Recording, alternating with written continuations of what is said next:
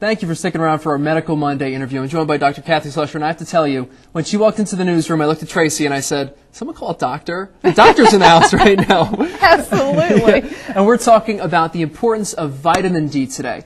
And you know what, you were telling me before, you could think that you have enough, you drink a lot of milk or drink orange juice, or out in the sun a lot, but it may not be enough still, right? It can absolutely shock you. Back in the spring, the National Osteoporosis Foundation came out with a stronger recommendation for testing vitamin D levels and kind of really got our attention. And, I said, okay, you've got a low bone density, you've got, meet the criteria, you've got osteoporosis, osteopenia, we'll start checking them. Mm-hmm. Well, to our surprise and amazement and reality, we're getting 80 to 90% back that are vitamin D deficient, which is something that you just wouldn't think about. People who are sun worshipers or out a lot or drink a lot of milk or do their dairy and do everything they're supposed to, even those who are taking supplements, are coming back vitamin D deficient, which definitely impacts your ability to make good quality bone mass and keep those strong bones and keep us away from hip fractures and spine fractures as we grow older, which is, a key to morbidity and mortality.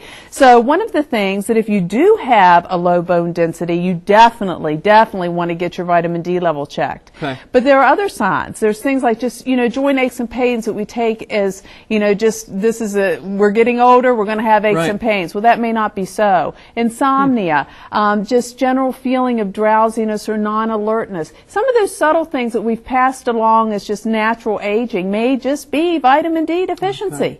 And so it's really important to take this thing seriously. Get it checked when you go see your doctor. Get it checked particularly if you have an unfavorable bone density report. Okay, and you were saying too, aches and pains, obviously, you feel that, definitely don't rule out. Yeah, don't rule out your vitamin D deficiency. It's very important. And if you're just in general, 1,000 to 2,000 international units a day is what's recommended. But if you're in that low range, you're going to get the big mega dose once a week, which is important. And one of the nice things about vitamin D is it is fat soluble. So it sits in your fat cells and it goes out over a period of time. It's not like some of the other vitamins that you see that you take it in and what you don't use immediately just goes out through your urine. So you do have the advantage of that accumulation, which is what's key to replacement.